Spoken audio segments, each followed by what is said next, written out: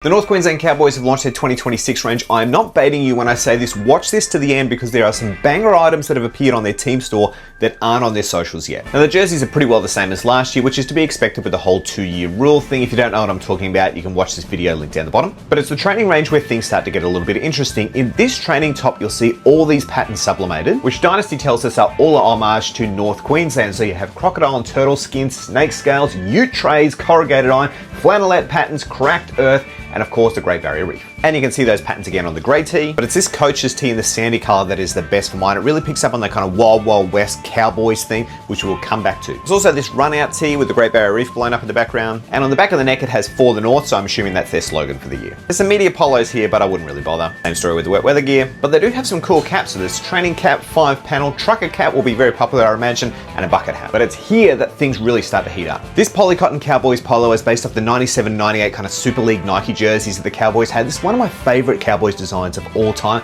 This will be a big seller. Also got this retro tee, and it really does look like something the blokes would have worn back in the 80s with really short shorts while just smashing a can. Plus, if you're a bit more budget conscious and you like that kind of design, it's half the price of a jersey. And as promised, throwing it back to that Wild West theme with this Cowboys basketball jersey. It has that kind of Western Cowboy style font. I'm not a huge fan of the basketball jerseys for me, but I do like the theme a little bit. Probably would prefer it as a tee. All in all, I think it's a really good range for all Cowboys fans. It has some old stuff to throw back to some retro vibes, got some new stuff with that innovative ideas of throwing in the snake skin and steel, very localized. Cowboys fans I think will be very happy. Let me know what you think.